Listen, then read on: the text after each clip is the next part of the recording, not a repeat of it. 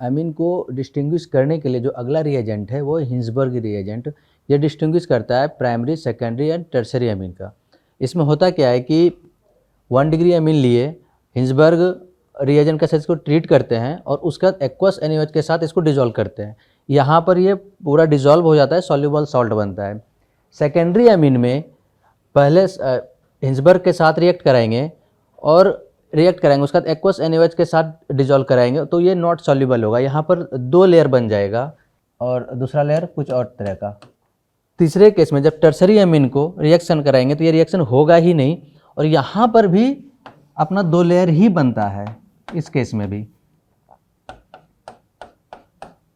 अब डिस्टिंग्विश कैसे करेंगे? अब अपने पास जो अमीन है वो सेकेंडरी है या टर्शरी है, तो फिर इसके बाद क्या करते हैं, इसको HCl के साथ ट्रीट कराते हैं और ये HCl के साथ रिएक्शन नहीं करता है और ये HCl के साथ रिएक्शन करता है। इसका रीज़न ये है कि जब इसको हम HCl के साथ ट्रीट कराएंगे तो ये एक सॉल्ट बना लेता है, टर्शरी अमीन H+ के साथ रिएक्ट करके एक अमोनियम सॉल्ट बन जाएगा। बट यहाँ पर रिएक्शन इस वजह से नहीं करेगा क्योंकि इसका लोन पेयर पहले से रेजोनेंस में है, ये H+ के साथ रिएक्शन नहीं करता। इसलिए जब सेकेंडरी अमीन को HCl के साथ ट्रीट कराएंगे कुछ चेंज नहीं आएगा।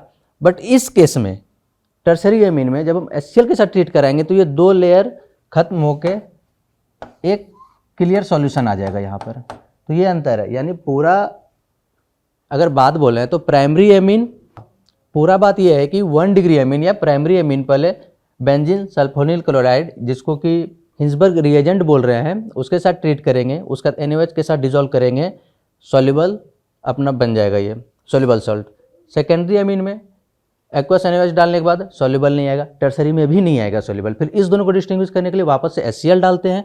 अगर HCl के साथ क्लियर सॉल्यूशन आता है तो टर्शरी है, नहीं आता है एज इट इज रह गया तो सेकेंडरी अमीन।